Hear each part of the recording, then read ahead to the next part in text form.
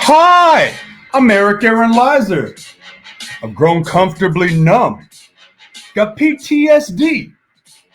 Mommy issues. Daddy issues. And this is the Evening Muse. Oh, we got a new old president. Old Cheeto back in the house. White House, I think that name's racist. Probably should be the presidential estate. Let's not talk about it. But what we should do is this. Think about how this happened.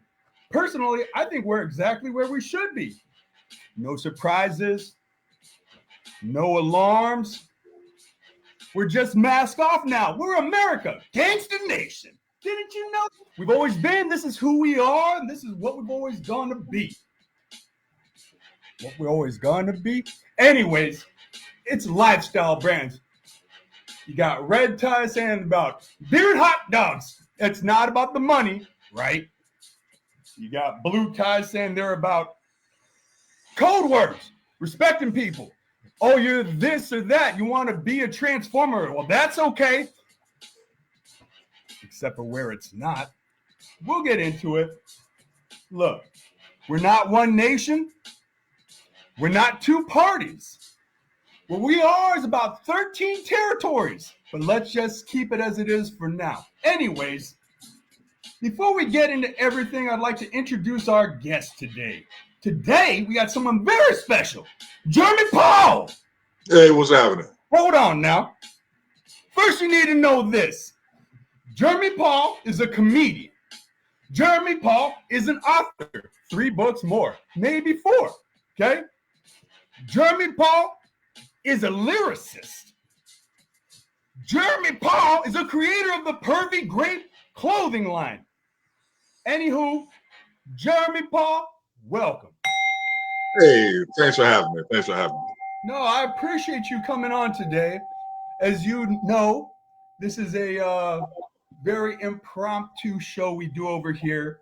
Basically, what the Evening Muse is a way for us to be able to talk about some real happenings in the world. Okay? Very different than what I do with Brother Zach and that whole our whole perpendicular mouth show where it's just sort of fun and games. He doesn't want to touch these issues. He doesn't want to touch on real things. So I don't know. This is where my mind tends to be for the most part. And I appreciate having you come on today to help me kind of make sense of where we're at in the world. Yeah. So why don't you go ahead and give a little introduction of yourself to the audience too? Well, you pretty much covered it. Comedian, writer, lyricist, clothing designer on the small scale. Originally from Peoria, Illinois, the birthplace of Richard Pryor and Caterpillar. I've been living out in California for 20 years. 21 next February, and I'm not going back to Illinois. I'll go back to visit, but not to live. How you like snow? You a big fan of snow? No, I didn't like snow when I was there. The only good thing about snow is making money on it. Like you can make money in snow because people need they walk shovel. So you charge $5-10 for you get their stairs and then their walkway. Like I'll shovel your walk for $5 or $10. They give you $5 or $10. You can make $300 in a day. So that's the only good thing about snow. Otherwise, it's just it's right in the name. It's called snow. It's not called yes. It's like we don't need all. So, I'm sorry. Show's over, folks. Would you agree with me that it is a huge cultural change from the Midwest and Illinois to California and the West Coast? Oh, absolutely. Like the cultural change isn't so much on the street level. It's in recognizing the competition. Like so many people come out here to California from all over the country, and they're all coming for the same jobs. And once you it took me 3 years of living out here to realize that at at a certain level, I am not going to get the jobs that I want, that I came out here to get, as far as like day jobs, because I came out here to get away from Illinois because there's no way to make money in my hometown unless you work for Caterpillar. Everybody knows, you work for Caterpillar, part of the union, you're making earth movers, that kind of thing. But I didn't want to do that. And I didn't want to work in cornfields for the rest of my life, waiting on, seasonal work. I didn't want to do that while also doing stand-up comedy. So I came out here because I was like, look, I can move out here, escape the poverty, make money, and be with my family because my brother lived out here, and my niece did too at the time. I forgot about that. But yeah, I came back out here, and yeah, that was 20 years ago. Okay, so the reason specifically why I brought up Illinois as opposed to Los Angeles and the West Coast beyond industry that's out here and whatnot is with regards to cultural differences and just figuring it out, because I think a lot of how the politicians try to play us right now is by acting like we got two choices, Coke or Pepsi, essentially, or that it's purely ideological and the nation is all got to agree on one thing or another. But I think that's a fallacy. And when I say there's 13 territories, and I might be slightly off on that number, I'm speaking with regards to the Midwest having a very specific culture. And I'm sure Indiana is not the same as, Michigan, for instance, right? Indiana is its own beast. Right. And Texas is its own thing. It's not even, Texas isn't even just the South. Texas is Texas. But I do think to a certain extent, and you can't even say California is its own thing because California is several things. But I do feel to a certain extent, let's say Seattle, Portland, San Francisco, there's like a chunk there, very left-leaning, very progressive. And then there's something, with regards to certain parts of Arizona, New Mexico, Nevada, regions of California, that it's like, the Southwest. That's what it is. LA, I call this shit El Norte. This is fucking North Mexico. All right. Like it's a different beast entirely. The Iron Belt is something. The Bible Belt is something. New England region is something. What's it called? What's in the top middle where it's just cold? What's Montana, Wyoming? What do they even call that area? The Pacific Northwest. No, man, this is right in the middle. This You said Montana, that's Pacific Northwest. Well, shit, I'm talking about just where it's cold and you have like horses, the type of shit that Kevin Costner makes TV shows about. Like that area is its own thing, It's all very different to me. And I don't think enough people, if you haven't been a stand-up comic, if you haven't been a trucker, if you weren't in a band, if you weren't doing the road, you don't fully understand the depths of differences in these regions. And I think the politicians are playing us. Well, it's not that they're playing us, they're playing the game. Like, you remember when you're in like middle school or high school and they had like the class elections and one person got to represent the class to be able to be part of the spelling bee, and it wasn't even the most intelligent person or the best speller that usually won. It was just the person that everybody liked. They got to represent the class. That's once you learn that it's the game of who likes who more in minor celebrity, that's all that matters in this country is minor celebrity. And they're playing the game. You become the most popular person, the most well-known person, and you're going to win. It's not the other way around. It's not who's most qualified. It's who's most popular. See, okay. Well, and you just triggered something else that I wanted to talk about right now too, which is when you're saying playing the game, I think you're talking about specifically campaigning, right? for the job they want, whether it be for president or whatnot. But I want to talk about campaign reform, because I don't know about you, but I'm fucking sick. I'm sick of campaigns being 2 years long. What is that bullshit about, if not just to distract us? 2 years? You think it's only 2 years? Oh, Look, God. No, when there are people that could tell you right now that in 2004, when Obama gave his speech at the Democratic National Convention, I looked at some coworkers that I had, and I told them that's going to be the next president in 2008. Right, that was the beginning. That was the beginning of his what do you call it? His stumping, his campaigning. Yeah, and he only won because of Jerry Ryan, which I love that story. What's that? Tell us. All right, so Jerry Ryan, the actress who was on Star Trek, I think it was The Next Generation or something like that. She was married to a politician. I think it was George or Paul Ryan or something like that. An Illinois politician who was running for state senate, and he was going to win easily, had it not been for the fact that they were going through a horrible divorce, and Obama was his opponent, his Democrat Republican in Illinois. So Obama was not going to win. He just wasn't going to win. Okay. Until the details came out in their court case, in their divorce proceedings, that her husband was taking this actress to sex clubs and watching her bang out different dudes, and making her bang out different dudes. Okay. And that was part of the divorce.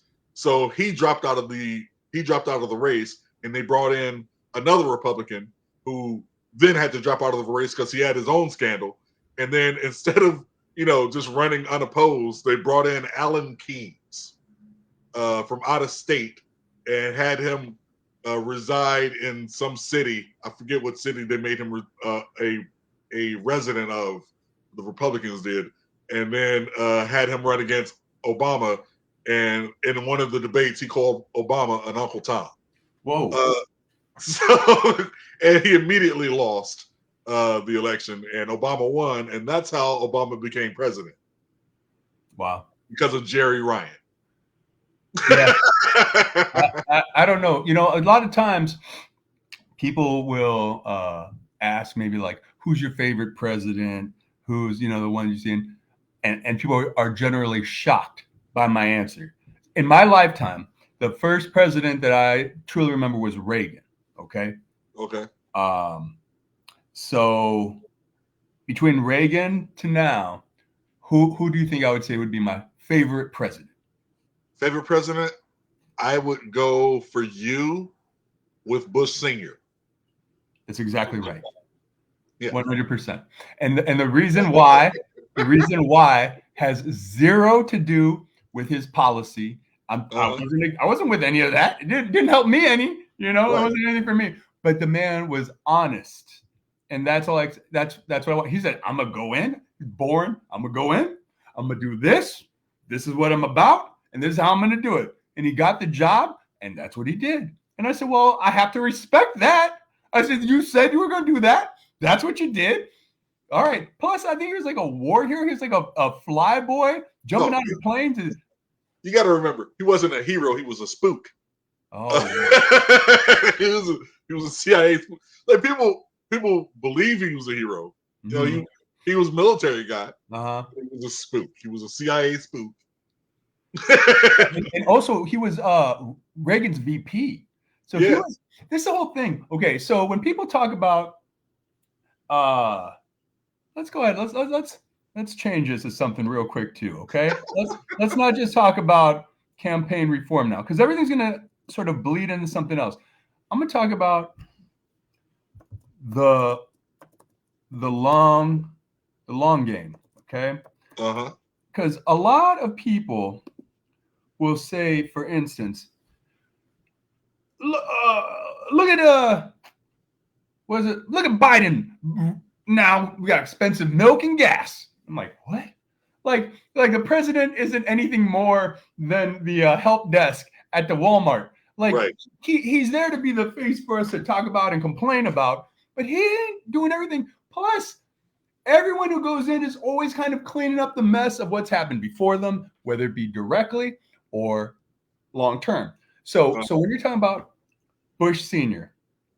and being part of that Reagan administration, all that as VP, to me, major change happened within the Republican Party. Because back in the 50s, we had a middle class. Racist as fuck America, but there was a middle class to a certain extent. Okay? Where at some point, though, I think Reagan gets into office, an actor, okay, play the role of the president, and whoever his cabinet and his people in his ear, the politicians pulling the strings behind him, the puppet masters, say to him, we're going to start deregulating everything. We're going to take the reins off. And it started then. They said, hey, we're not going to fuck all these mental asylums, put those people in the streets, put all these shell-shocked vets that are all fucked up from having their buddies' brains explode in their face, put them out on the street because we don't have money to take care of all these people anymore. And I think that was the beginning of it. Hey, don't worry about Wall Street. Let them kind of do what they do. Oh, really? What else, Clinton? Shit. I think it continues. I think it starts there. It matriculates into both Bushes. They kind of just keep going, kind of let Cheney kind of have the reins with regard to more warmongering and fracking and not caring about the environment even more, just like being bad even further. And then the culmination of this full-on mask off NWO black capitalism, just like Wolfpack or whatever capitalism, just like, hey, we don't give a fuck. We're fucking hardcore. We're the mob. Is Trump. Trump just being like, we're just out here. We're gonna do whatever we want. We're America. It's we are Christian nationalists. Whatever they want to call it for the bullshit. Rebranding is a motherfucker. It's all just using words for first off, and nothing Christian about the nation, because Christianity cares about the poorest amongst us. I don't know about you, but I see a lot of homeless in the streets and they got dirty feet. Okay. So I'm this. Okay. But I'm we differ on what Christianity is. So I said we differ on what Christianity is. Tell me, I would love to know. It's just another system of control. Yeah, a lot of it. I tend to think the message, like if we're talking personally, my view of Jesus is the Son of God, the S-U-N, much like Ra, the sun, the heat, the light. This, to me, it's all just words that I use to kind of view math and science type things with, and just like whatever. And you have to use mind control and thought control on the populace. But I think just like choosing, like it's a new day. The sun. If God is the universe to me, the sun is the sun in our solar system. We can choose good or not. Look, Christianity is like Jay-Z. It borrowed from everything to be what it is, and now people proclaim it the greatest. So like you stole from the Sumerians, you stole from Jew, like you stole the first half from Jews. First half of the book is Jewish. It's the law. That's the Jewish law. So it's not like there's an original thought in the whole damn book. If you're not cheating, you're not trying, though. I mean, I respect if you try to take from everything to do something, but I want you to have integrity. Integrity about what you're about. If you start making something and you're acting in a way totally contradicting what you're claiming to be about, to me, you're a hypocrite. And if we're talking about big time things, good and evil or what, or if we're doing right as a nation, people go, America, greatest country on earth. Where have you been? Nowhere. Shut up. What are you talking about? remember that? You remember the show Newsroom?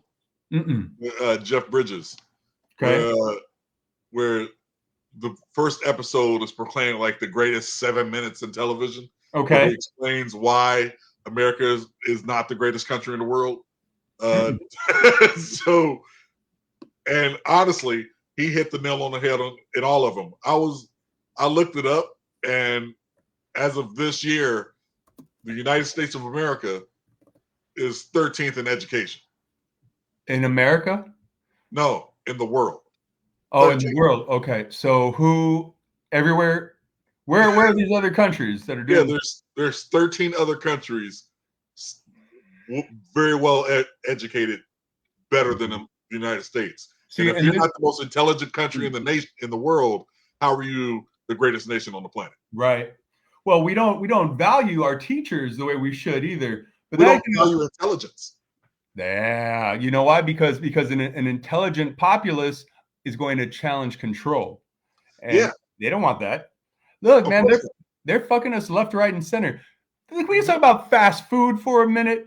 Okay, they're feeding us trash. Like literally, you got these animals, whatever it is. They cut the best choices parts and sell it to the markets and whatnot. And what they're left over with is a bunch of organs, sinew, fat, and bones. And they're taking what's left that's mushy enough, grinding it down, adding whatever additives and chemicals that they need to, and selling it for $1, $2 to us. And a lot of people out there don't have money are feeding it to their kids, including me.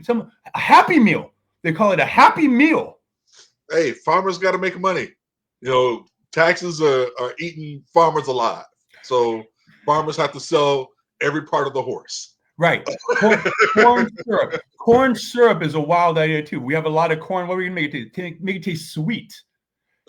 Is there no sugar in corn syrup? Because if so, that's just some more chemical, right? Like some saccharin type stuff, some cancer-causing chemical. Well, it's the thing about corn syrup is that you can make anything into a sugar. Everything breaks down into a sugar. If it's a carb, it can break down to a sugar. So you can make any kind of syrup or sugar you want. And that, and there you go. And that's when they're turning them into soda. So now you got all the different flavors of corn syrup. Whatever it might be. Okay, so that's all poison. And then you got the pharmaceutical companies out there trying to sell us not the cure, but the remedy. So you keep buying that, whether it be through what your insurance you're getting through your employer or whatnot. So keeping the other hand fed over there too. Meanwhile, nobody's talking about the things that are really destroying the planet, regardless of what side they're on. Well, I differ on that because on an intellectual level, like not even intellectual, on a logical level, people say we're destroying the planet, and we're not. The planet is going to be here for at least another 6 billion years. We won't. We're not destroying the planet at all. We're destroying our ability to live on this planet. So the planet's going to be fine. It can get hit by another asteroid, and it'll still be fine. We, however, are just another passing phase in the evolution of this petri dish called Earth. So, okay, so there's a lot of different places I'd like us to get into, because one of the biggest issues to me is because you and I are both of roughly the same age. Okay, we're in our 40s, right? Okay, and I tend to feel like someone who's reached the age where we're at has had enough life experience generally to be able to make some educated decisions about the state of our society and the world and what we're seeing. Yet, I don't see them putting up a lot of 40-year-olds to run for office, even though I think they say something like it'd be like 35. I don't see it. They had 2 70, 80-year-olds up there. If you look in the Senate, same thing, 70, 80-year-olds. Now, why is it that the average age of retirement is 65, 67, 68, but not in politics? How come they're not in politics? Right. How come you don't see that? How come you see these boomers not relinquishing any control. That's why they talk shit about Gen X, the Zennials and whatnot, but they're not relinquishing any control to us. We're getting skipped over. Well, that goes to the fact that each generation, from boomers to Gen X to alpha to millennial to whatever is next, each group of parents have done a shit job. Parenting has gotten worse. The only difference between the parenting jobs that boomers were doing that Zennials will end up doing is that Zennials aren't having sex with 14-year-olds. That's because that's what was going on back in the boomer generation. They were marrying off 14-year-olds because they didn't have those laws, and nobody didn't mind, Jerry Lee Lewis or Elvis Presley or Chuck Berry getting with some young teens back then. Now people actually care. Except in the states where they haven't changed those laws. I want to say there's some states that are still talking about 14, 16-year-olds and whatnot. It's still on the books. There's also 2 states that have incest law. It's Rhode Island and New Jersey, I believe, that have incest. Is still legal. So what do you do? What do you do? And those are 2, I guess now currently they're red states. They flop both back and forth, but you look at it, the country, and we're still allowing incest. Okay, here's an unpopular opinion. I'm ready for the boomers to die. And I love my mother. My mother. And it would make me very sad. There's a lot of people when I say that, I know that they're of that time. Yeah. But ideologically, the world has moved past them at this point. It's not that the world has moved past them, it's that the newer generations, the last 2, have begun to change the mindset, their own mindset, away from what they used to be. Where, you're not having segregation like there was in the 40s and the 50s. Now the segregation is completely based on weirdness. Like how plain are you? Are you plain enough that we don't want to be around you? They want to be around weird people. That's what they value now. And I'm around weirdos everywhere I go because I'm a comic. Okay. So whether they're young weirdos or old weirdos, that weirdos have now taken over the country, and to be smart is a problem for everybody. Okay. So let's do this, because I do think for us to be able to move ahead as a nation, especially under the new regime, for however long this may last, and for what changes may come, we do have to be able to respect each other's ideological differences, because if not, you start rounding people up or mowing them down against the wall. Okay. Well, you don't have to respect anything. Uh-huh. Like you don't have to respect people's opinions. Okay.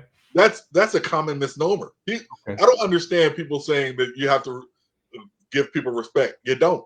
You don't have to give people anything. What you do have to do is accept it. You can be disrespectful. Like you can not respect somebody's opinion and just accept it and move on, because that's their opinion. That's what they think. And it's just like I keep going back to, in like intelligent people, we have to accept, and I count myself because I'm intelligent. I also have a massive ego. But you call your dick ego? Yeah. if my if my dick had a name, that's what it would be. Mm-hmm. It would still be on Saturday Night Live. Mm-hmm. The sentient planet. My dick is calling people at 3 a.m. Like, hey, how you doing? I know. But no. My dick is swiping left right now. And my phone is slightly out of reach. I can't. It's in the other room. Right. So, like, intelligent people have to accept the fact that there are differing opinions. Right. And there are people now advocating for flat Earth, and there are people that don't know what a covalent bond is, and there are people that believe that the vaccine for a disease that killed 1 million people was a Democrat Illuminati plot. Mm-hmm. And there are people that believe that a celebrity that was a game show host is the best choice for president. Right. And okay, so I'm sorry. I mean, I got thoughts, man. So yeah. Two things. One, the internet made it possible for dummies to find community. Yeah, okay? Exactly. Like, all the dummies got, and there's way more dummies than there are intelligent people. Okay, absolutely. And they all found each other, and people don't really realize Google is not an answers; it is a search engine. So you are finding op-eds, opinions, and editorials. You say the Earth is flat. Billy, who just wrote a paper in his room about it, boom, there it is. The Earth, I agree, the Earth is flat. And, with his empirical proof that he came up with. Yeah. Even when I saw a video the other day, about a week ago, of a guy trying to prove the Earth was flat. And he used science, actual science, and proved the Earth was round. And my thing is, if you believe the Earth is flat, why is the moon round? Right. First off, I'm not listening to anyone who doesn't understand how shadows work. Okay, it's like there's a shadow right here, or someone who doesn't know anyone in a different time zone to call, or they just think it's that long. Regardless, there's just a point. You don't argue. Don't argue with stupid. You just go, oh, okay. Oh, that's what you think? All right. The freedom to disagree. You want to disagree with me? I'm going to disagree with your thinking that you are intelligent. Okay. Now, here's something interesting. And I don't even know if I should, because I have all this under this banner of the freedom to disagree. Anyone who looks at this portion, there's going to be a lot of meat in this section. But a lot of people be like, oh, it's never been worse than right now. Oh, no, they're wrong. I think it's always been worse. I think just in terms of plumbing. Yeah, I mean, if there's lakes of shit everywhere, just roaming down the street, or I'm walking down the street and someone's gonna dump a fucking turd on my neck, just whatever it is, already worse. Slavery. There's still. I feel like are largely, and you tell me if you think it's offensive. I think we are wage slaves. Is that offensive to say? No. Okay. For us to put people into bondage with money, it's not so much this race separating people now as it is economics. And maybe it has been like that for a while, but I mean, it's just the disparity is wild now. Like, you have people out there, like I said, we're feeding trash to the people. Just proud of it. Over 6 billion served, over 80 billion served on the McDonald's on the McDonald's sign. Literally, we're poisoning our populace. We're putting chemicals into the food we give babies. Like, there's so much that's wrong. So okay, so let's do this. I want us to take a more of a global view of America, okay? Because I think when you're here, and you're in it, it's it's a popular opinion. Like I said, be like, greatest nation on earth or whatever it is. But there are 4 things that in my opinion define us as a nation, our identity. First and foremost, we are capitalists, right? We are capitalists. This is the good way. This is what you all want because anybody can become a millionaire. You come here, you got a great idea, and you are talented, and you work hard, and you pull yourself up from the bootstraps. You're gonna be a millionaire, or you can be. That narrative is bullshit. Yeah, because it's actually impossible to pull yourself up by your bootstraps. That's right. you actually, if you have boots on and you put a bootstrap on, you can't pull yourself up. Mm-hmm. So that's just. You need someone else to help you. Now, don't get me wrong. If you have a couple friends, they can definitely pull you up by your bootstraps. Yeah. But you need some people. If you can get pulled up by the bootstraps, especially maybe you want some family, like a legacy there to help pull you up by your bootstraps. And then you might be able to get to where you're trying to be or whatnot.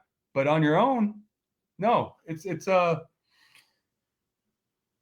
fairy tale. Now, I think some people can fall into money or whatnot, but whenever you create an ism, an ideology, then you are saying this is the predominant factor in my thinking. So as a nation, we're saying capital, money means the most, more so than society, socialism, or community and communism, right?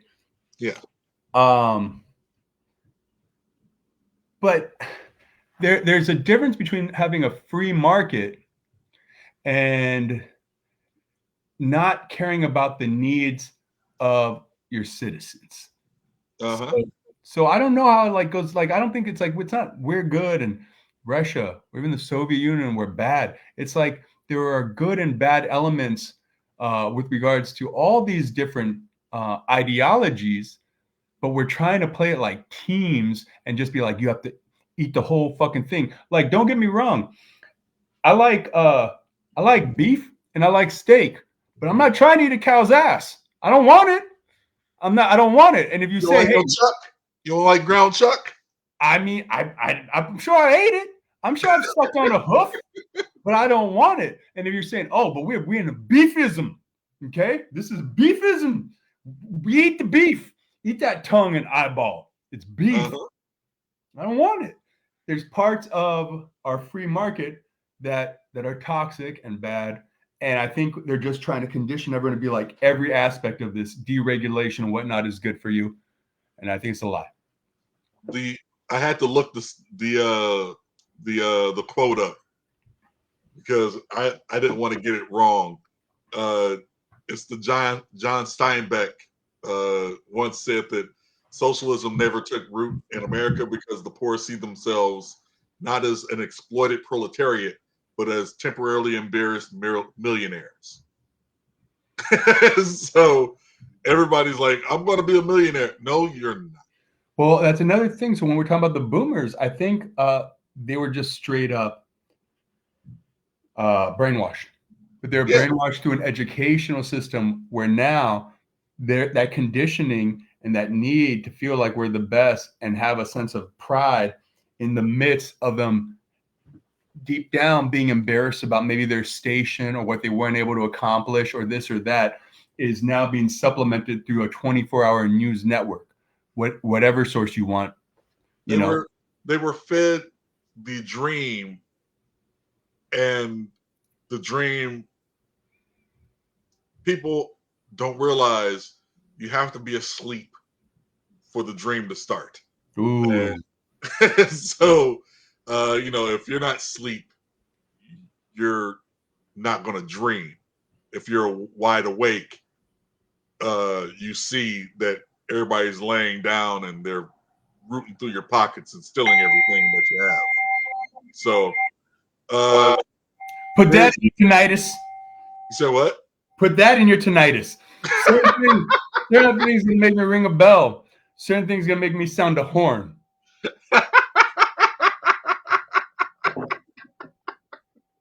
Oh man. Mainly, too much beans or spicy sauce in my diet make me sound a horn. But Look, I got to be careful with what I eat nowadays because oh, everything gives me heartburn. I hear you.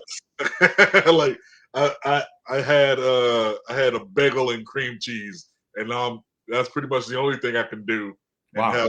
have some blueberries and Okay. hope for the best. See, because when if you were about to say you had some heartburn from a bagel and cream cheese, I was gonna tell you just kill yourself right Yeah, now.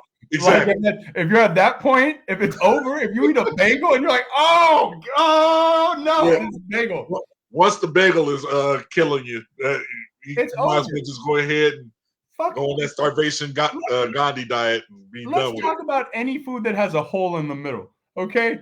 First off, I want to be cheaper to supplement that empty space I just bought. Yeah, Okay. yeah. Fill it with something. Put a donut hole in there. They got I don't know who it was that made bagels. There was probably some old dude that was like, hey, yeah, I can make a pastry, and he fucked up on the pastry the pastry ingredients. It's like, well, it's still a bagel. He, And, right. He like, rolled some shit long and said, it's too late. Yeah. Boom. Cook that up. That's fine. I Okay. was trying to make a cruller, and I ended up a bagel. Mm-hmm. Let me ask you this. Okay. So capitalism. Uh-huh. That's who we are. Imperialists. Okay.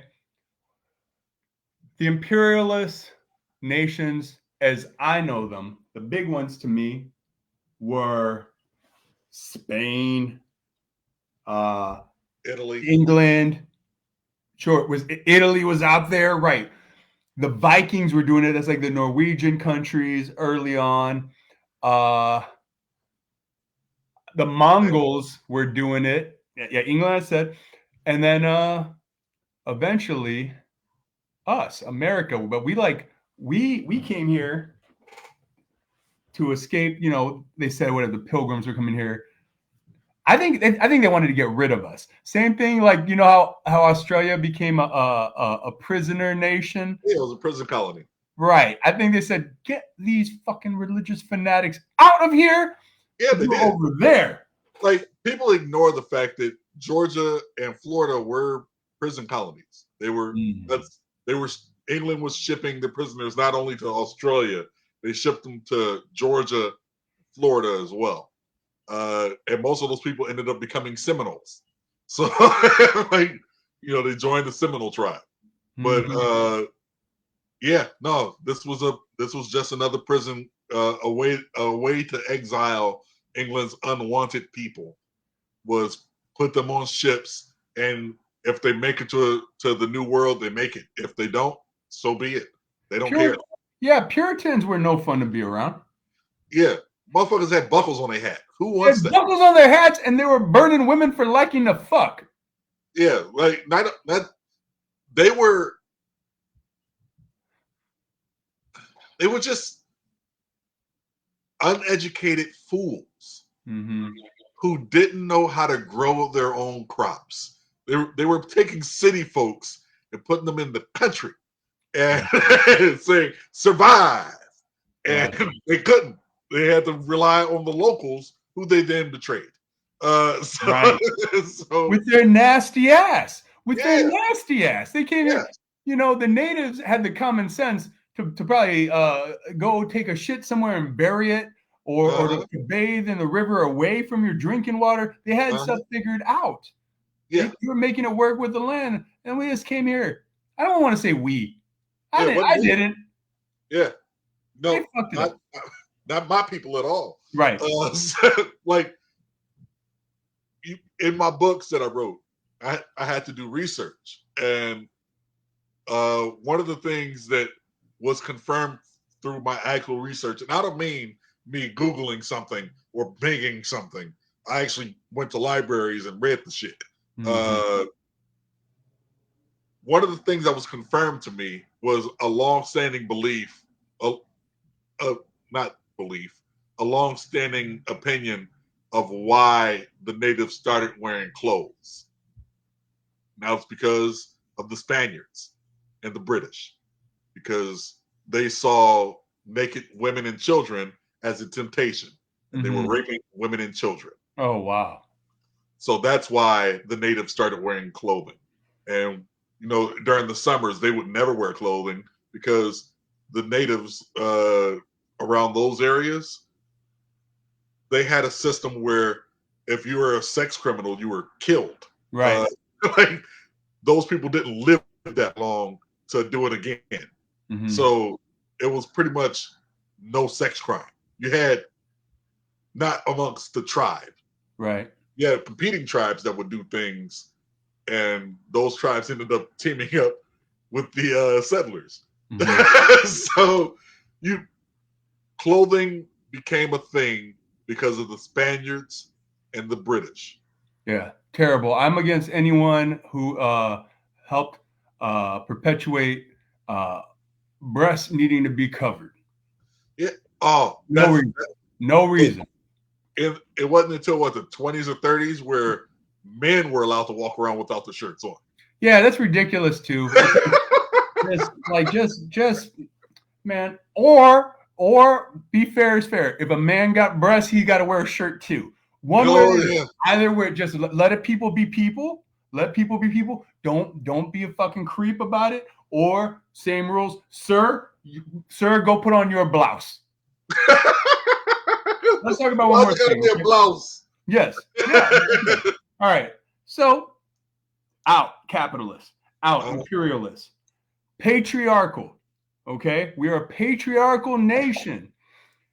Man, some bullshit. No. It has been at least. I'm talking about with regard to the way the establishment has been set up. Okay. I understand that. Yeah, like to a certain extent of like. I mean, look, man. People talk about God as a he. God, he did this. Like, what are you talking about, motherfucker? God is a dude. It's so ridiculous to even start with the gender of a cosmic deity. Like, that's some patriarchal shit to be ingrained. Well, that comes from the fact that that's the Abrahamic religion making it a man, because other religions had their gods, their deities with sexes to them. So you couldn't just call God an it, right? So the Abrahamic God has to have a sex to it so that people can assign what is the lesser sex of their civilization, of their society. And when you make your Abrahamic God a man, that means women have to be subservient to man. And that's how that works out. It's not like Ocean, who is an African god, or Anansi that everybody knows from fucking American Gods, the TV show. Like all these other gods that exist, Teotihuacan, all these. There's so many gods that exist that assign a sex, and it's just so the people that worship those gods can say this sex is more favored than this sex. So, yeah. It's also frustrating because I think there are contrived gender norms that had been put out there and expectations. And then if you're growing up and you don't just fit into that box, whether you be the boy that likes singing and dancing, or you're the girl who likes playing with trucks and action figures, or and then you're like, oh, you're not doing it right. Go play with your kitchen toys. Sally, go play with your little pink sink.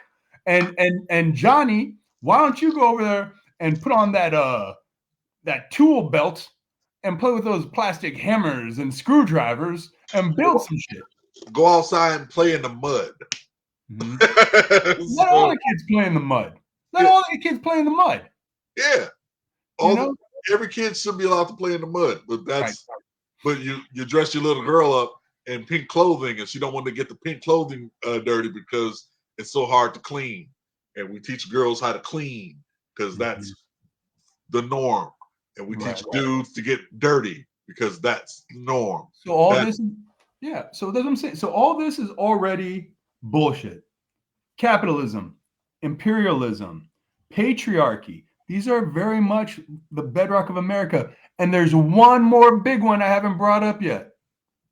White supremacy. Starting with this as a nation, just being like, we're just fucking just starting racist. Just a nation, a whole nation built with a racist foundation where you're subjecting a whole other group of people for not looking the same. Question. Yeah. Do you consider Spaniards white or Latino?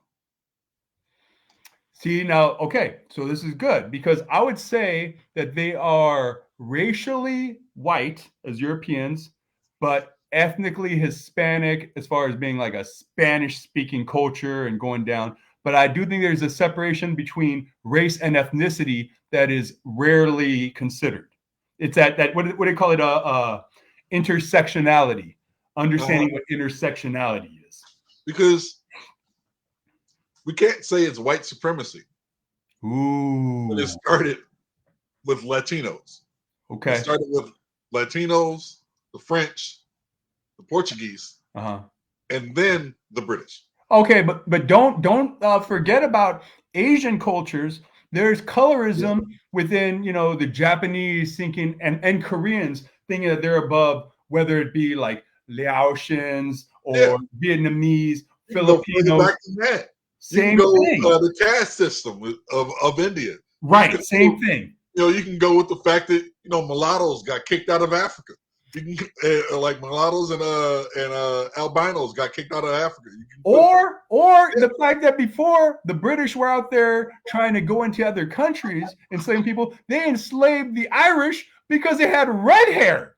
Yeah, that's some wild shit.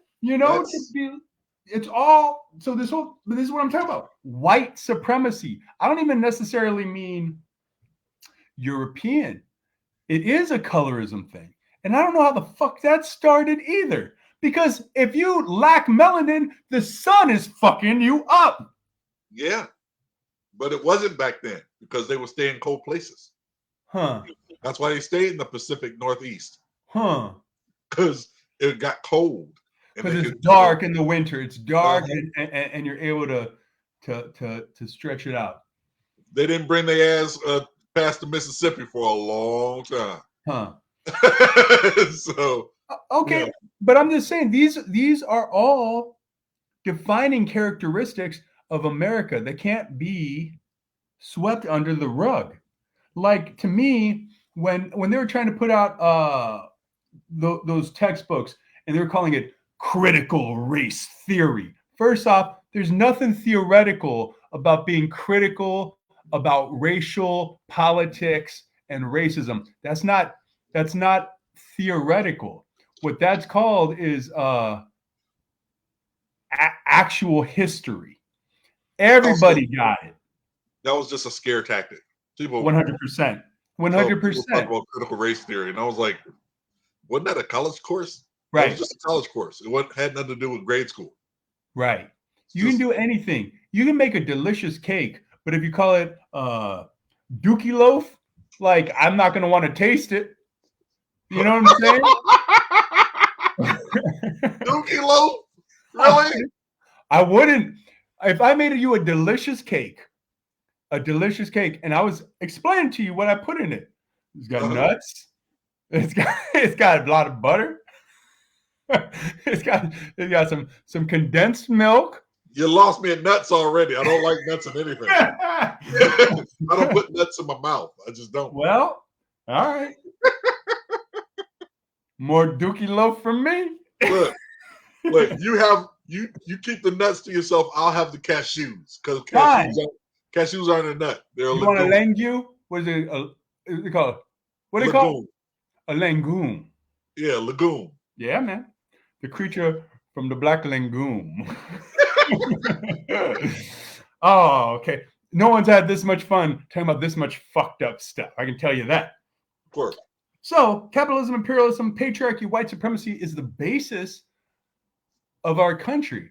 If we're willing to accept that and understand that the different regions within our vast country that had been largely divided up until the internet started putting all these other people's thoughts and ideologies in our face, then we can begin to come to a little bit better of a common ground. Because these things have either benefited or hurt people depending on where they are. Now, you can't just get mad at a group of people who benefited. Let's fucking talk about the South. If they straight up brought slaves and they were doing tobacco farming out there, well, then they're thinking this is how my family for however many years had a livelihood. And this is what it was. And there's some cultural thing. Okay, you have to accept that is what time and history did. Just like modern day now in Central California, there are a lot of largely illegal Mexicans and other Central American migrant workers out in those strawberry fields and whatnot, providing most of us with the produce that we get today. Same thing. You can't just bury all this shit under the rug. Uh-huh. All right. But at the same time, doesn't make any of it okay. Which brings me to something else I want to talk about and pick your brain on the concept of reparations. Okay, because no, because even if you think about Chinese building our railroads, whatever it might be, you know, when the Irish and Italians were coming over to New York in the 1800s, and they were building a lot of that city up, whether there be construction workers or whatnot. The people that went to certain areas, and if you can find in one of these 23andMe or something like that, that your family, your ancestors were wronged, or better yet, that certain corporations that exist to this day thrived off the sweat and backbreaking labor of your ancestors, wherever that might be, Black, Asian, Hispanic, Indian, whatever it is. I'm not talking about one particular race, and I definitely never approach anything with a one-size-fits-all view. Yeah. Saying you deserve, whether it be a piece of this company's stock now you have stock. Your family has some stock in this company, or you want to get cashed out. I think there should be some sort of equity given to the people today. What say you? Well, if you're saying that it has to be like the nation paying the people back, right? Not necessarily the nation. Like I said, if the but you're Chinese saying built the stock- railroads, let the railroad company have to give some of that profits away from the CEO to that's the government. Hmm. The federal government owns most of transportation. So whether or not you can have Amtrak as a company, but you still have to go on the federal railroads. Okay. So no matter what, if the railroads fail, it's the United States that has to pay to fix it. Mm-hmm.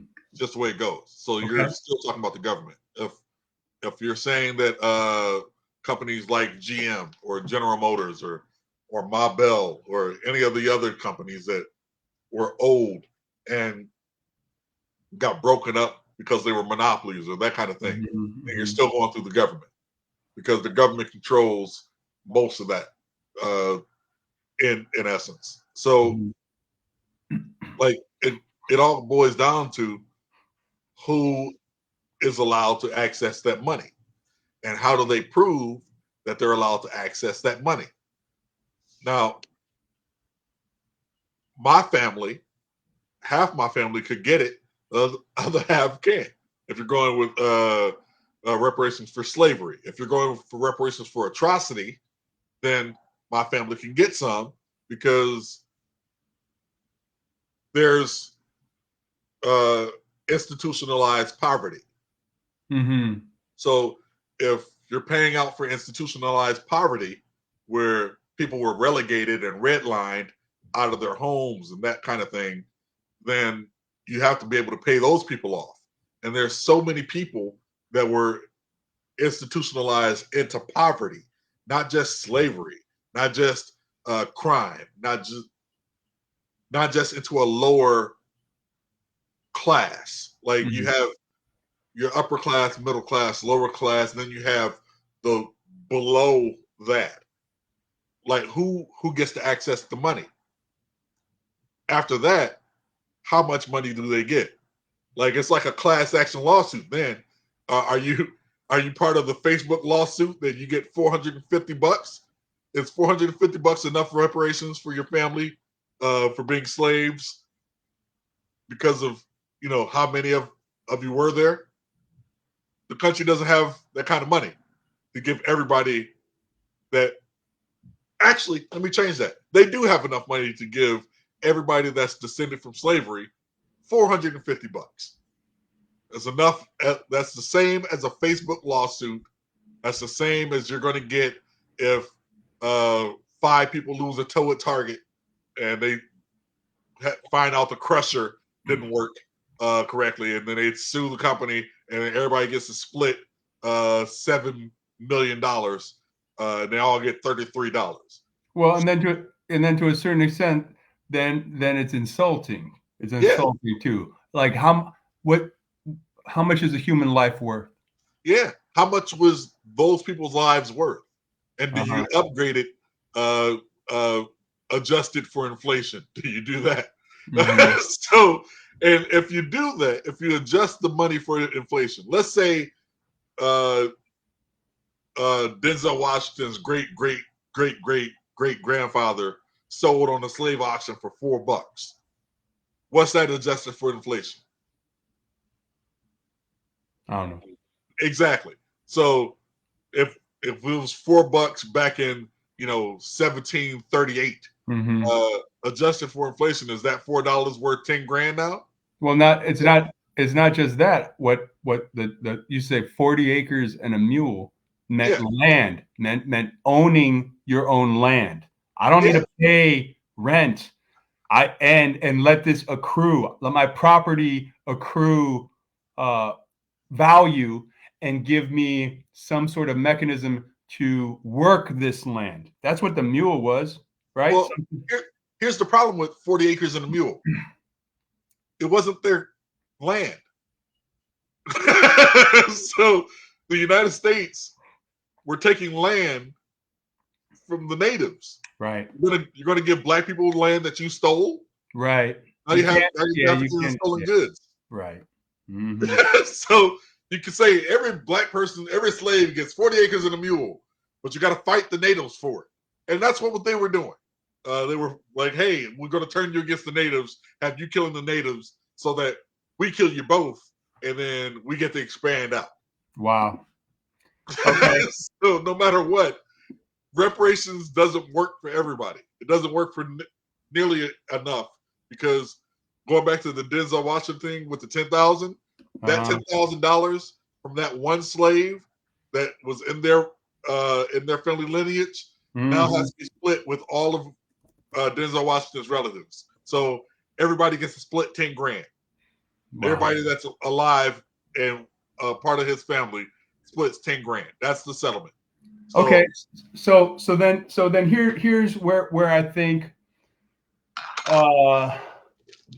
it has to change, because it has to be this is a thought experiment now. Now the mental paradigm has to shift. You can't give me what's it called? You can't give me something that's equitable, physical. You have to give me something that I own, whether it be I'm consistently bringing in more money with this now.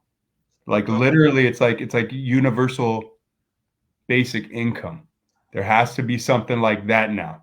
You have to say like, all right, this is matriculating to me from somewhere, whether it be every month or whatnot. That's reparations. Something that keeps coming.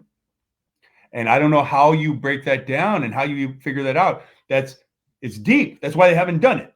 But it's something they haven't done it because it's illogical. Hmm. It's illogical and also impractical. You can't give everybody a universal basic income because I can't remember the name of the country. I think it was Zimbabwe. They tried to just make everybody millionaires, and so their money became worthless. Right. Well, I'm not saying all millionaires, but I'm saying, Yeah, I don't but want to have to worry about my next meal, and I don't want to have to eat a pig anus. if you give everybody $5,000, that $5,000 is meaningless now. Right. Everybody just raises their prices. So it's just like what happened with COVID during the shutdown. Mm-hmm. Like you give everybody an extra $600 a week, and now the stores want a bigger piece of that pie. Not just So that. Now stores, milk costs $6, and now yeah. eggs cost $4 and everything. Yeah, because they said, "Oh, you're getting easy money. Mm-hmm. We want some of that." Cool. We're not going to lower Gasoline our is prices even $7.50 a after. gallon. Right. So even after all the universal basic income has gone away, our prices are still high with the tariffs, with corporate greed. No matter what we do, those prices aren't coming down. So that's what ends up happening with universal basic income. Okay, so let's do this. Okay, right now, you and I, congratulations, Jeremy. You're the new president of the United States. Okay, I'm your vice president, President Jeremy Paul, Vice President Eric Leiser. Okay, and I want to talk about the first 100 days in office. We got a lot of things to tackle that, to me, it feels like largely go neglected by both the left and the right. Okay. Mm-hmm. So these are real things. And I want you to just kind of talk about them because personally, I'm registered independent now. Okay. I feel very let down by both parties. It's understandable versus idiotic to me. Yeah. Okay. They don't represent me. You aren't helping me. You're not helping my mama. Like you're not doing shit. So I don't want to even hear anyone try to be like, oh, why aren't you voting for this person or that person? First up, the Electoral College can go. How about that? Let's get rid of the Electoral College. I'm not with any of that bullshit.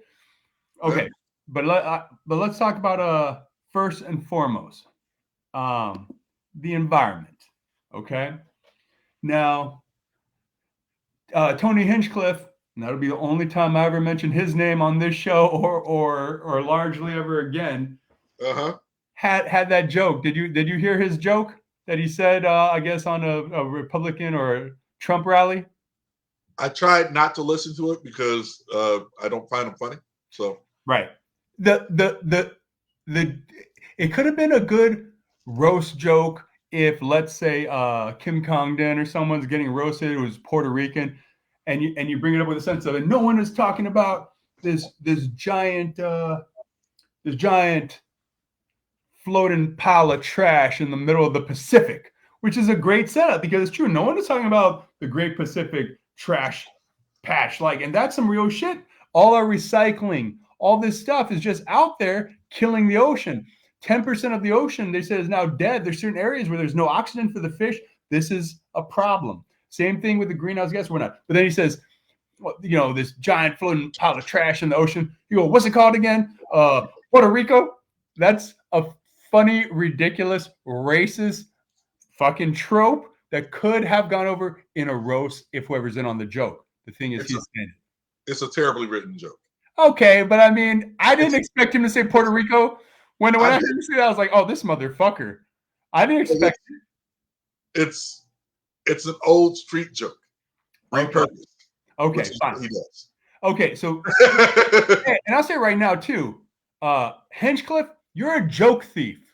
You're a fucking joke thief. Your whole what's his show called? Kill Tony.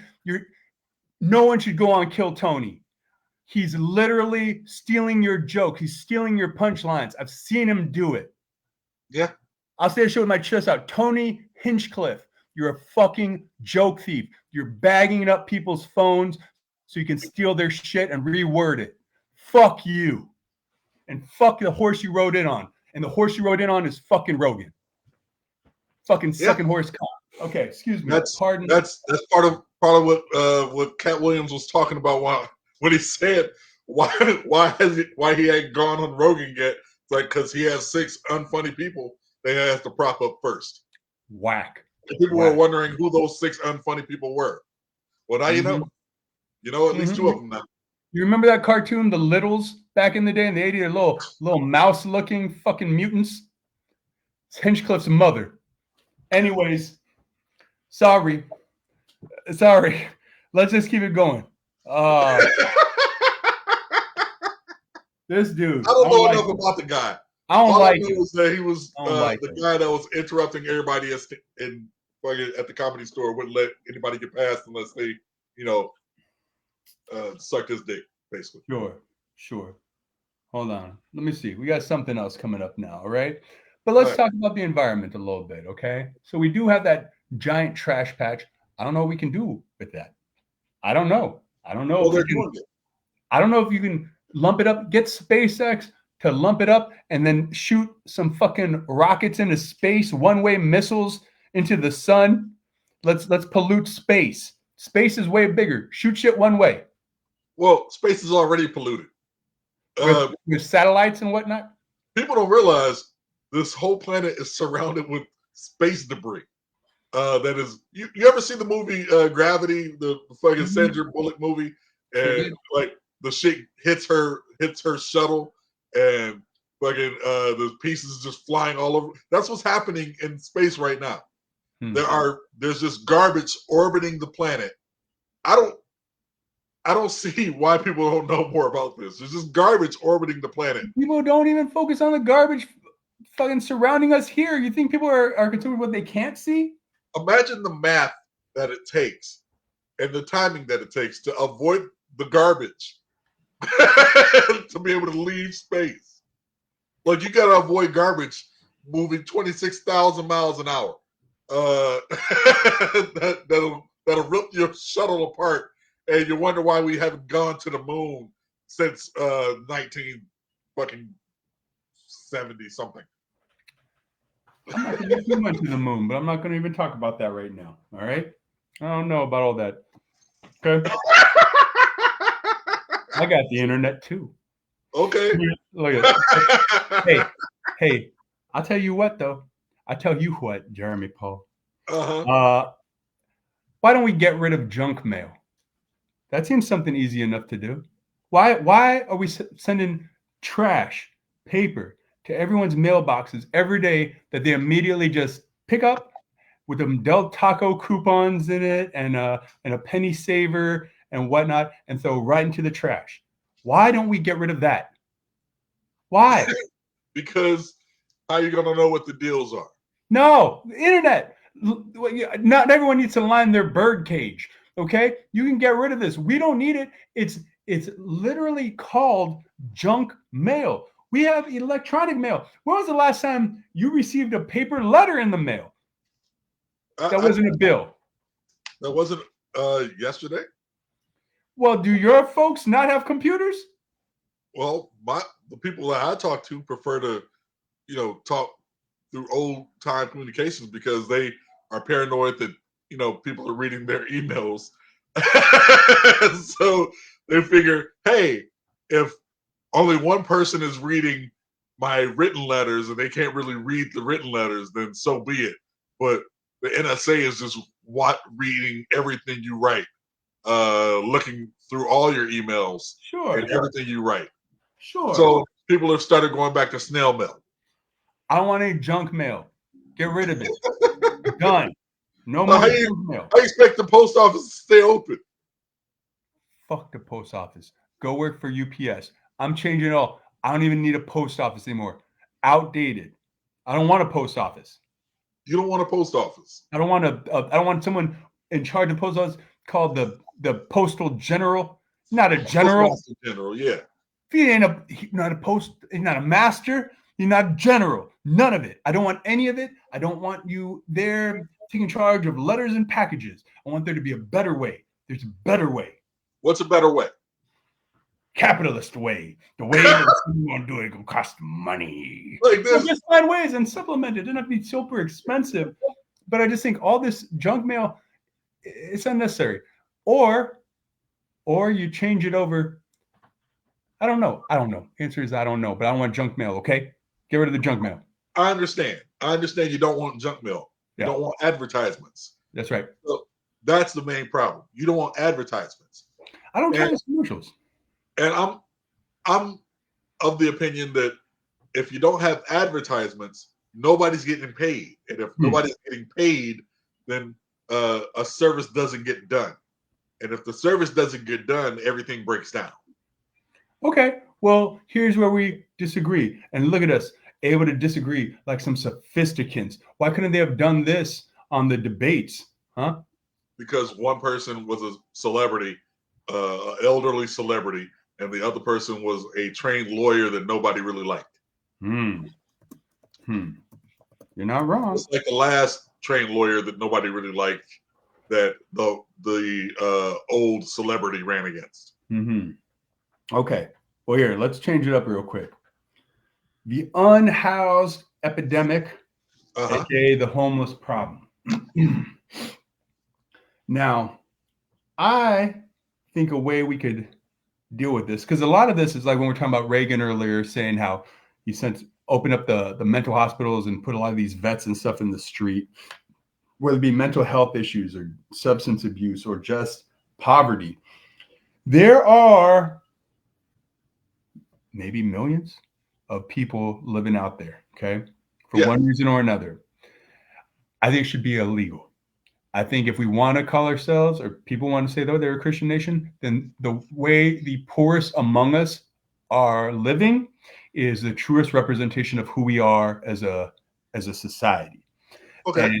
And I think we have the infrastructure in every major city and a lot of these smaller towns already that aren't fully being used. And they're the old brick and mortar malls, in my opinion. I think these big buildings, and I say you don't call it an open air prison because you don't want it to feel like a prison camp, but you do say you cannot live out on the street. And then you have them live in these structures where they're going to get 3 hots in a cot. You might be separate. It might be, might be a bologna and cheese sandwich, oatmeal, and bone broth, but we're going to make sure you get something. And whether you be mentally ill, that's a wing. Whether you or a shop, an old shop where you be, or it's like mothers and their children, that's an area.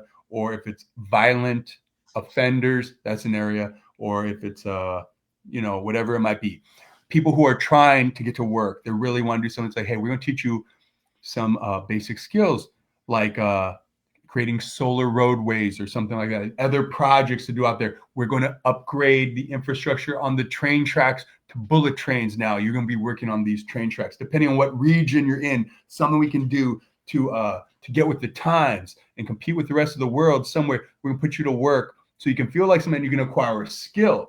We can help you get your GED. We can help you take some courses. Help you get the mental help you need. Maybe you need to be put on some meds. Or maybe you're never going to be able to go out there again because you're crazy. Well, we don't have mental institutions anymore, but it's like a facet of these housing projects, compounds, whatever it is.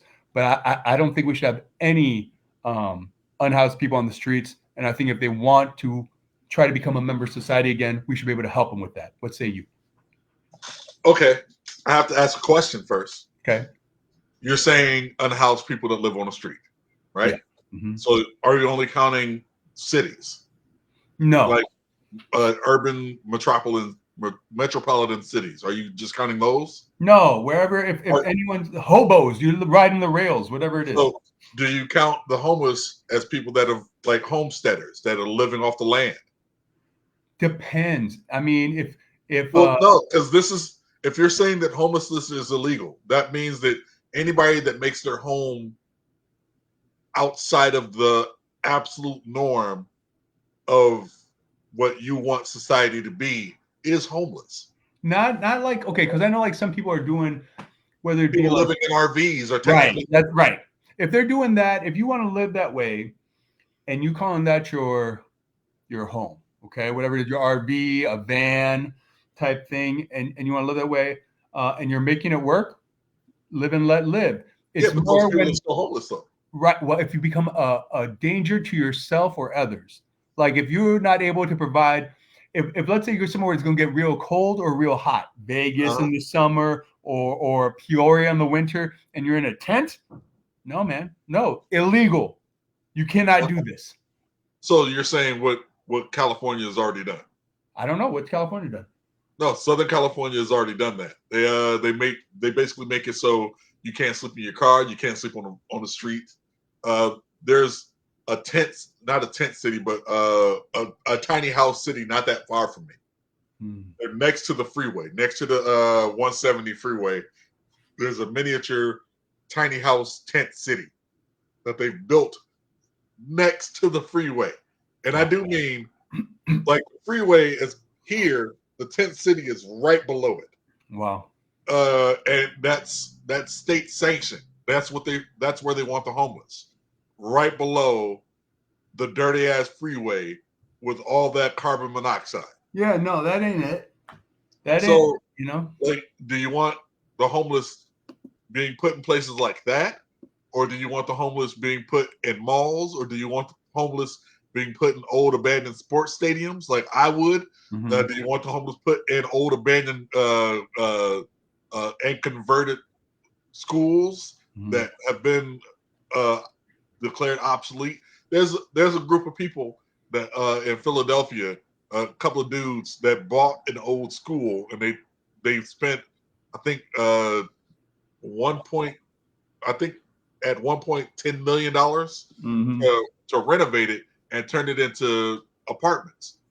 And they're going to charge what $1,200 to $1,400 in rent to live in an old school, and that's what you're going to end up having to do with the homeless. Like you're going to have to change. Like LA, downtown LA has those 3 buildings that they built that are abandoned that everybody's spray painting the shit out of now. Right. Yeah. You can move the homeless into there, but then you would just have a lot of homeless jumping out of those buildings. Right.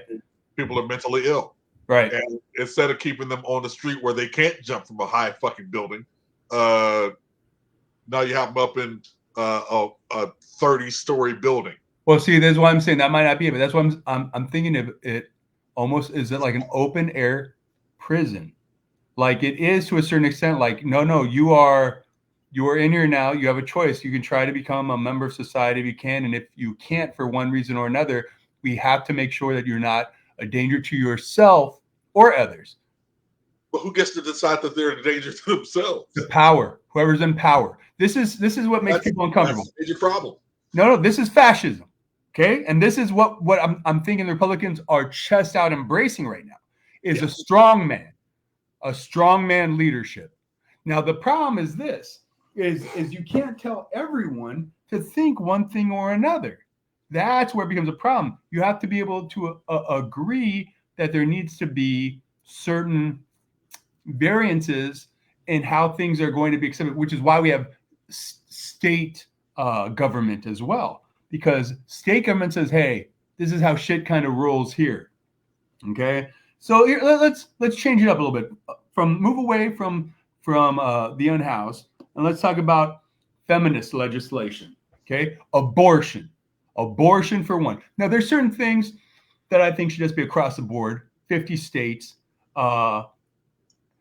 If you're a woman, you should be able to get free tampons like men can get free condoms. Okay, like you shouldn't have to pay for that just because you have a period. You have an added expense. No, I don't think so. And in fact, if we were really on our shit, they should even be able to provide diapers, but we aren't there yet. Okay, I'm saying just that women be able to take care. You have a period. That's not something that you should have to pay for. This is provided to you just for being an American. We got enough money for that. But certain things with reproductive health, there are going to be places in the Bible Belt, let's say, they're like, no, you can't have an abortion here. oh, you were raped by your uncle and now you're gonna have a incest baby. I'm sorry, you have to have that traumatic event be a part of your life, or you have to get on the train or something to get to a place where you have access to what you need. Now, I hate that. I hate that idea because I don't believe in that. I think that that is the antithesis of saying feminist rights, women's rights. You know, especially in a case of something like that, incest, rape, where a woman's health, she's gonna die if she has a baby, and you're gonna say, "Oh, well, you have to have that baby now and just die." Like that's insane to me. Yeah. But I don't know if we're going to be able to get all 50 on the same page. And I think it's just something we have to like slowly matriculate into progress, or that's what the Supreme Court is supposed to be for. And now we got that rigged as well. Yeah. Look, you mentioned that like they have to get on the train and go somewhere else. Well, what happens when most of the quote unquote red states adopts Texas's way of doing things, where you can't get on the train because if you get on the train and you go to another state and get an abortion and somebody finds out or there's somebody snitches on you, now you come back and you get fined $10,000 or you go to jail. You can't come back. Yeah. So I now think, yeah. you have to abandon your family, and that's if they don't say, "Hey, we want you extradited back to Texas because you had an abortion in Los Angeles. Mm-hmm. You have to come back because you're a Texas resident." Mm-hmm. I don't know. Like, I don't know. Like, the reason why overturning it was a problem was because nobody really wanted that. People were in love with religious people were in love with the idea of every life counts, and that only counts for babies. That don't count for actual poor people or people that are murderers or people that they don't like. That only counts for babies because they see babies as pure. And yeah, no. So a woman's right to choose is a woman's right to choose. Mm-hmm. It's not my business. So, like, I have no pregnancies under my belt. Nobody's had to get an abortion on my dime. So I have no say in what happens with any woman's body in this country. I don't have any kids.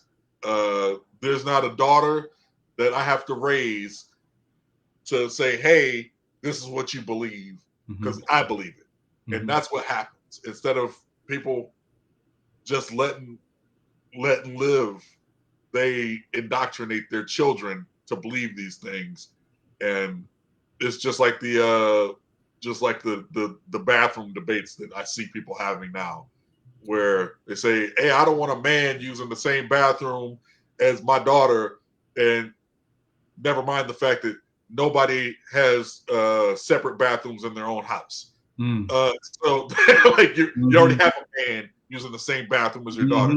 It's you. So right. Like, people make the dumbest arguments, and all I can do is sit and watch and laugh because people are stupid. Yep. Well, I will say this: there's a great book that I would highly recommend by an author named Bell Hooks, all lowercase, so it's her chosen name, Bell Hooks. She's a feminist author. It's called The Will to Change, and it's a book about feminism, but not just aimed towards men to try to understand feminism is not just like if you claim to be an ally or whatever, it's not just about equal pay for equal work and whatnot, but also trying to come to grips with the difference in a woman's sensitivity compared to most men because of how society has kind of conditioned us, and then vice versa for feminist women to reject misandry and understand that they do want a traditional man's support, love, and respect. They just want us to be better with each other and understand and how each other are tend to be wired. Okay. So, but want to jump to one other thing now, okay, and see what you think about this, because feminism and all these things and abortion, yeah, that's not going to be something we can all agree on. How do you think about this idea, though? The 4-day work week. What do you think about that? Some life balance, some work-life balance. Well, here's the problem with the 4-day work week. Like we talked about this before, and you're like, I want 10-hour work days. Right.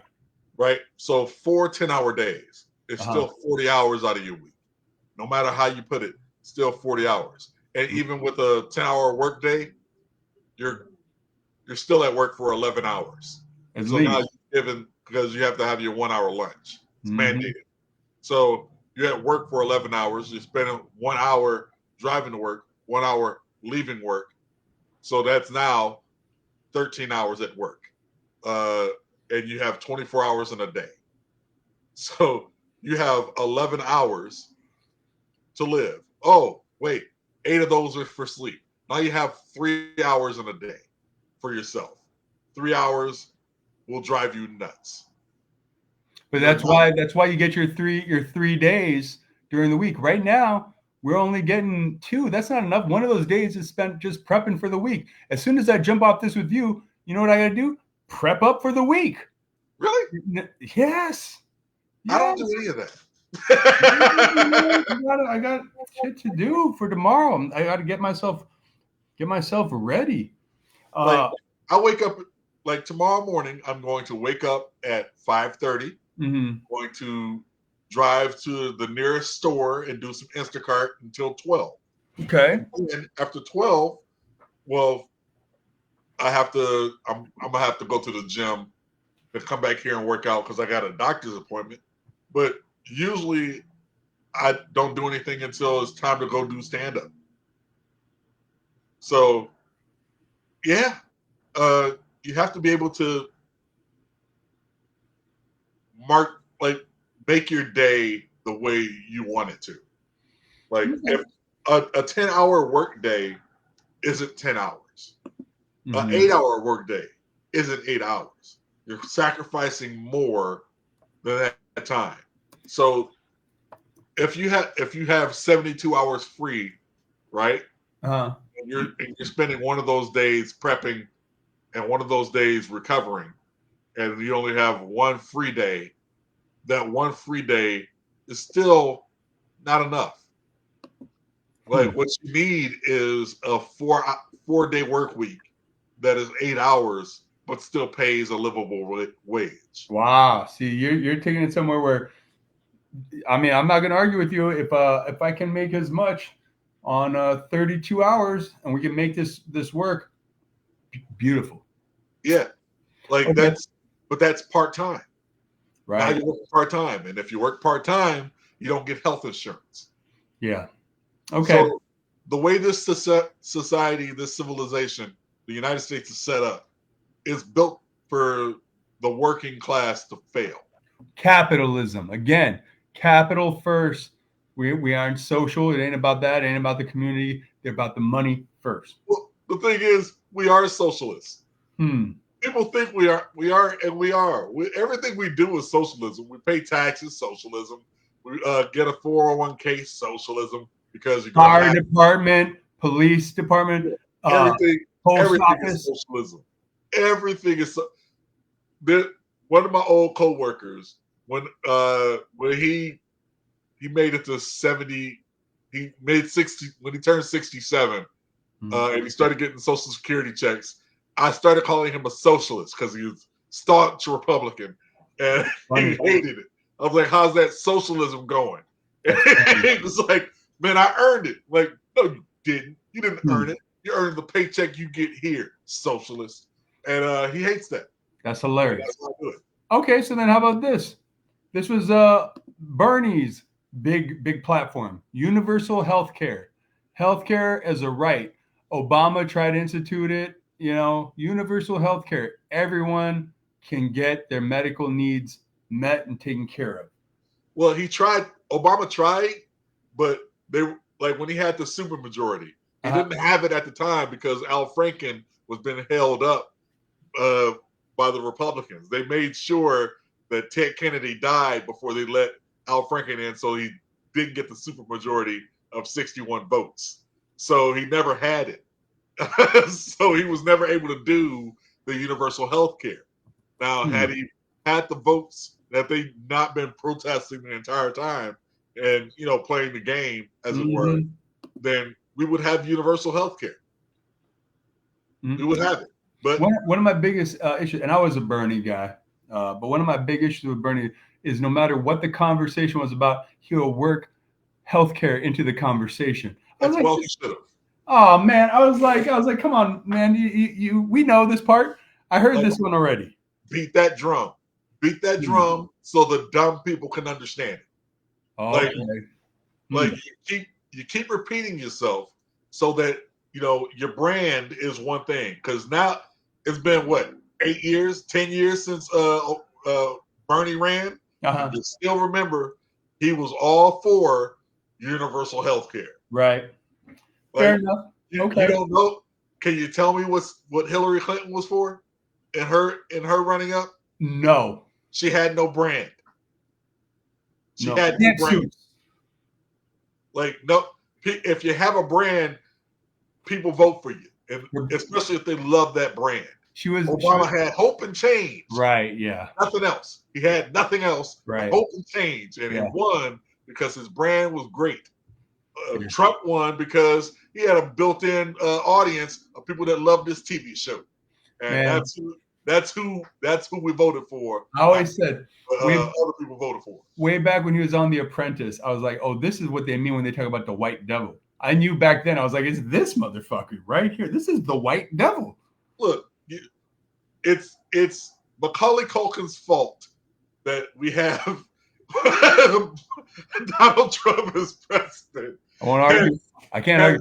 They never had whatever movie studio, New Line or whatever, not paid Donald Trump to be in Home Alone 2, then he would have had to file bankruptcy again instead of getting a paycheck. Jeremy Paul, once again, your logic is impeccable. I can't argue. All right, let's talk about this though. Okay, we touched on it earlier. Universal basic income. A certain extent. Like for me, I think there should be a flat tax in the tax code to a certain extent, because I know a lot of corporations want to be treated like individuals. It's like, okay, well, if I'm a tax an individual, 4.5 to 11% based off of some criteria that I don't have in front of me, and those are arbitrary numbers I made up. But let's say something to an effect from there. Well, okay, I'm gonna do the same thing to your corporation. And now your corporation that's bringing in billions of dollars, I want 4% of that. And that's going to go to the pot. And in that pot, we're going to help ensure that people can eat and live, and certain things are coming around. And I think we do have the money. It's just that we deregulated the corporations. And what we need to do is we need to put a governor on all that, so the money's just not going into the CEO's pockets, because we know trickle-down economics doesn't work. What we do know does work is trickle-up economics. If you give the money to the poor people, we have to spend it.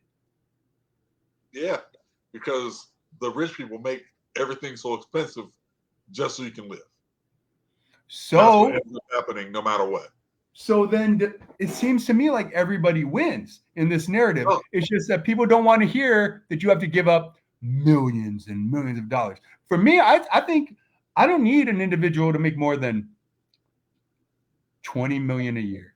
One person, 20 million a year seems plenty to me. Yeah. But you don't want to hear that. That's a way bigger number than anybody needs to make in a year. People don't want to hear that though. They don't want to hear that. They want to hear that they can make 300 million in a year, or I can make 2 billion in a year. If I made it and it's mine. That's hoarding to me. That's gluttonous. Well, that's if you are against gluttony. So let me get all the Christians on my side once again. Christians. Where we at, Christians? Because me and Jesus are fucking chilling. Jesus is on my side. All the shit I talk. Jesus is on my side. Christian, Father David. I know there's a Father David out there. All the pastors out there, listen. Let's help the poor. Let us help the poor. You know who's poor? Me and Jeremy Paul. Okay, right? Let's help us out. Why are we here fucking sucking up to these corporations? They don't give a fuck about us. No, they don't. Like people are either celebrating or they're completely apathetic about that CEO that got killed this week. And people, there are people that are mad that are like, you shouldn't be celebrating someone's death. And I'm not. I made it a point to say I'm not celebrating this guy's death, but I'm not going to mourn it either, because I have insurance, and as you know, I had 2 heart surgeries this year, and had I died in either one of those surgeries, the CEO of my health insurance company and down to the people that confirm or deny my stuff wouldn't have cried for me. They wouldn't have gave a damn. It is like, all right, next number up. So, and I also don't want to hear. I don't want to hear this. Let's not celebrate people's deaths, because when Obama or Osama bin Laden was killed, people were having a party like that motherfucker had anything to do with 9/11. Like there's just stuff, just picking and choosing who we want to celebrate, where the line is. It's constantly moving. Okay, we celebrate deaths here. We celebrate deaths. Absolutely. Like this country has celebrated lots of deaths. You celebrated Hitler's death. You celebrated Stalin's death. And the rocket's red glare, the bombs bursting in air, gave proof through the night that our flag was still there. You ever read the first verse to the Star Spangled Banner? Do you know how it ends? No. The first verse? It ends with a question mark. When people sing the national anthem, it's supposed to end, "And the home of the brave." That's how it's supposed to go. Seriously, read the Star Spangled Banner. You're supposed to question whether or not the people are brave. That's the whole first verse. Ends with a question mark. Wild. I don't know. And the home of the brave. See, I don't even like a firework. I'll be honest with you. Fireworks and parades are for children and the elderly. That's it. And the infirm. The infirm, because you sit there and wow, that's colors. Oh, look at that. Things moving by. But that's not for anyone else. I don't like it, and I don't like it being fed to me. Okay? I'm too good for that. I'm too good to be entertained by explosives. Explosives. What about lights? Can you be entertained by lights? No. You ever go to a lights show? I seen the Disney Electrical Day Parade. What about drones? You ever see a yeah. I saw do some things like that. That's entertaining for a minute and 48 seconds. But you're still entertained by it. Then I want a sandwich. I want to go. I got better things to do. What's the difference between explosions and drones? I don't like loud noises like that. Like I don't want. Literally, I think we're celebrating bombing motherfuckers. So you're the guy from Anchorman. Loud noises. Yeah, that's right. Let me ask you this. Speaking of loud noises, okay? The Second Amendment. The right to bear arms if you are like a well-organized militia. Well-regulated. Huh? Well-regulated. Right. They just give these anybody. You walk into a pawn shop and you can walk out with a piece. Well, that's the thing. It's the right to keep and bear arms. It doesn't specify a gun. It could be a pitchfork. It could be a bat. It could be a machete. I have machetes. I hate guns because guns are for cowards. For people that can't fight. You shoot people because you're afraid to get close to them. That's why you shoot. Right. Nobody's like, but if you could stab a motherfucker, that's some bravery right there. Right. Well, not even back there. Lopping a limb off. That'll teach you. That'll teach you. But also back then when they wrote that, they had muskets. You know how long it takes to load up a musket with your About 48 seconds. With your powder, your powder in there and all that, and then the shump shump shump. There's a lot. There's a lot happening. And then you're ready, fire, pow, and you still miss. You gotta do it all. There's a whole thing. The militia was supposed to protect us from the enemy's army. Like, there's certain things. So you know what I call that? A well-organized militia? The police force. So, okay. Nope. Oh, we're just giving it to the people? Yeah. So, again, it's supposed to be well-regulated. Mm-hmm. And are the police well-regulated? No. Mm-hmm. Organized, yes. Regulated? No. Because they regulate themselves. Mm-hmm. They are the only sovereign citizens in this country is the police. It's the largest gang in the country is the police. They're larger than the military because you have a police force in every city, and you don't have militias and army men in every city. You don't have that. The police minimum 5 to 10 people per town. Minimum. Wow. So what are you doing when you say well-regulated militia? It's not the cops. It has to be the people. And the people, even though we are a country full of crazy people that can't handle being offended at all, we're still no match for the military. Okay, so then let me ask you this. Let me ask you this, okay? Automatic weapons, semi-automatic weapons, military-grade weapons. Why does anybody need access to that if they're not using them specifically to kill the enemy? If they're not using them for crime, basically. Or genocide. Yeah, or whatever. That's the only reason why you need an automatic weapon. It's for crime. It's the only reason. Murder. That is a murder. That is to kill as Because if you're not in the military and you have an AK-47, why do you need it? You need it to kill. And who are you killing? You're killing people you're afraid of that you don't like. So it's definitely not to hunt. You're not going to want to eat something that's riddled in bullets. Yeah, nobody has that many bear in their neighborhood that they need AK-47s. No, what they're afraid of are people. And I say the word afraid for a reason, because people that have automatic weapons like those are cowards. They're all cowards, afraid of the people that they live around. Mm-hmm. So if you're that afraid that you need that kind of a weapon, you're still a coward. You're a cowardly person.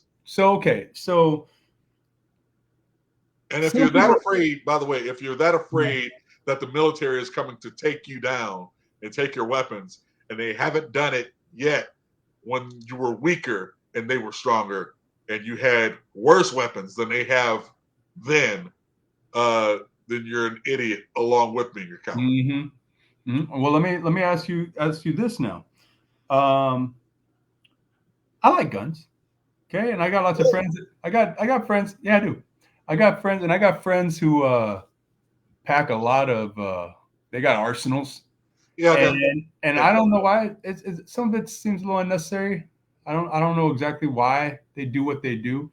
So I'm not here trying to take anyone's guns away necessarily, but I do question why we don't have more access to non-lethal weaponry. And that's something I want to talk about now, because I feel like that's a conscious choice. It's all a conscious choice that was made at some point by somebody. Like, imagine something similar to a fire extinguisher, but it doesn't have to be that shape. You need two hands. It could be something maybe that just in one hand, it's braced here on my arm, and I pull a trigger, and now I can shoot 20 feet in front of me, a quick hardening expanding foam onto a perpetrator. So you're saying Demolition Man? Did they have that? And you remember the movie Demolition Man? Yeah. Where they were Sylvester Stallone drove into the fountain and the car flooded with styrofoam. Okay. And that stopped him from being killed. So Similar. what you want is a styrofoam bomb. Something. But yeah, I'm saying, like, let's say if someone's trying to rape me, okay? And I got my my whatever you want to call it, my quick hardening foam, and I'm gonna spray that on the perpetrator's dick, quick, and that should harden up on it. And now, boom, what are you gonna do? And not just that, you can't just pull it off. You're in big trouble, mister. You have this quick hardening foam up on you. The problem is someone's gonna spray it right on someone's face and gonna kill him, and then you need to go to jail. But something like that, I feel way safer. And they say spray it at the chest, spray it so their arms are stuck, till the police can come and take you away. Why don't we have those type of options? Why is the only option weapons that are going to kill somebody first and put more people in prison? I find it weird that two different states have outlawed something. They have outlawed two different things, but have firearms legal. California, I kid you not, it is illegal in California to own nunchucks. Nunchucks. You can have a gun if you apply for it. You can't own nunchucks. And well, that's racist against Asians. Yeah. And in Texas, everybody can have a gun. Nobody can have needle nose pliers. Mm-hmm. Mm-hmm. Did you know that? Needle nose pliers are that's racist against electricians. So we're that dumb of a culture, of a civilization in this country. Ignore the fact that we call ourselves Americans, and then say Central Americans aren't allowed, even though they're still Americans. You're allowed up here. Even though Canadians are still Americans, even though Chileans are still Americans. Right. This whole Western Hemisphere is America. Yeah. Overseas, by the way, they don't say the United. They say these are the Americas.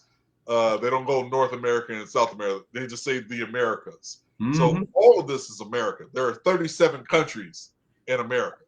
Mm-hmm. So let's ignore that we don't even. We're the dumbest. We're the dumbest smart nation because 70% of the country are idiots. Right. Just complete idiots. Mm-hmm. And the other 30% are either too rich or too poor to leave. Well, I also think that they did a lot of the stuff where, like, let's say we don't use a metric system. We drive on the different side of the road. We do all these things. We have sports purposely to isolate our populace. So when it comes to the rest of the world talking about doing things, we're confused. We're confused by the way they use the established method of measurement or whatnot. It's all done intentional. Of course. I mean, of course it has been. I think that there's a great book called The Power Elite that speaks to, these the generational wealth here that they don't even want us to know how they're living. This old money, the old money.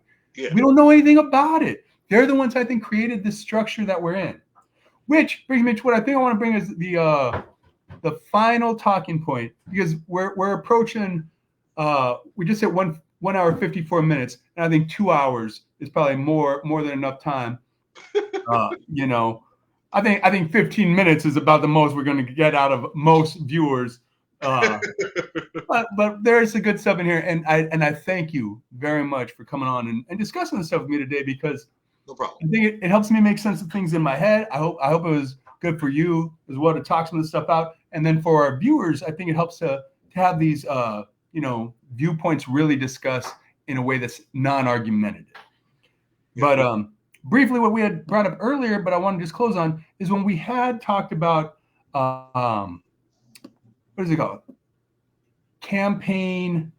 What would you call it? Campaign reform. The money. Okay, that's the biggest thing I want us to really. In fact, let's not call it that. Let's talk about the money. How about that? Okay, because when I say the left and the right are two arms of the same beast, that's what I'm talking about. Okay, it's lifestyles. You've been working out? Was that just a quick flex? A quick flex to let the world know what's going on over there? You've been hitting it a little bit. And I'll tell you what, you don't need to stretch this high into the frame, and you stretched way up here by your ears because you knew it was. You do when you had heart surgery, right? Because they still, all right. This stuff hasn't connected yet. So the only way to stretch myself is to hold it. Okay, all right, sure. Okay, that's what you wanted to say. I wasn't flexing just to flex. All right, I wasn't fucking. Okay, okay. There you go. So let me ask you this: it's the money, all right. When it comes down to it, the left and the right are selling lifestyle brands now, but it feeds the same masters up top. How are we going to be able to get the populace, the masses, on the same page to realize that we're being oppressed in different ways, but for the same outcome ultimately? How do we get them to realize to recognize, that we're being we're the downtrodden on all sides. It's not about this particular group or that one. And it's not about arguing about ideological differences, but it's recognizing that we're all being exploited. We couldn't even convince half the populace to cover their faces while they sneezed for a year. It's never going to happen. So you are hopeless?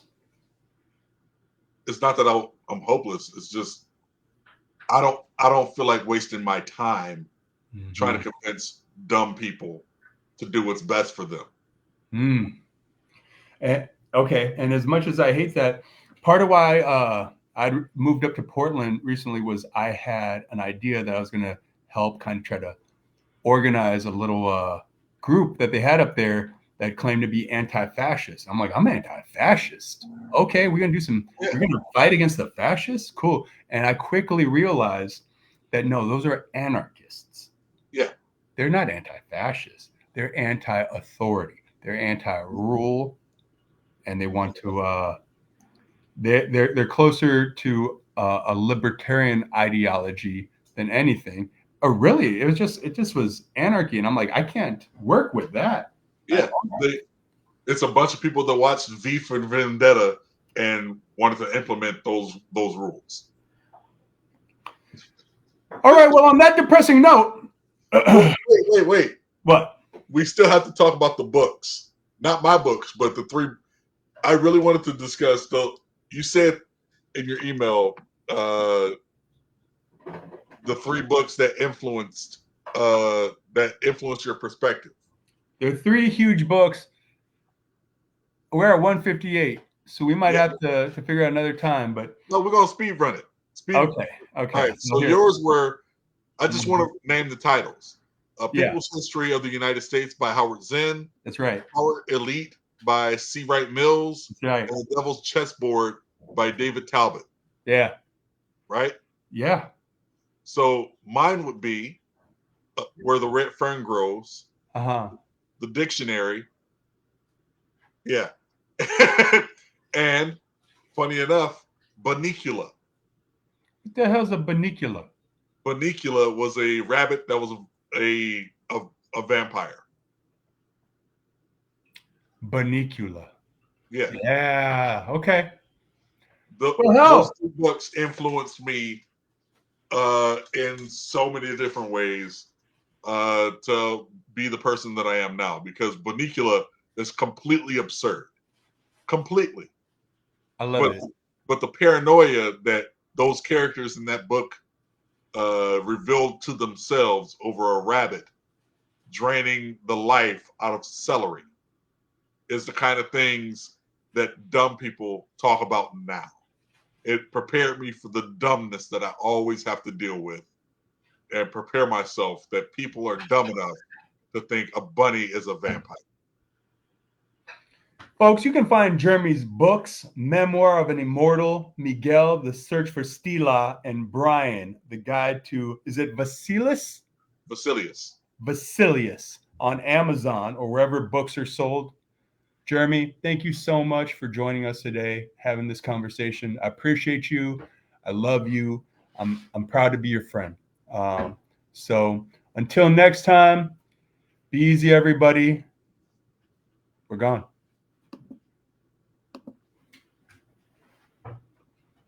Okay.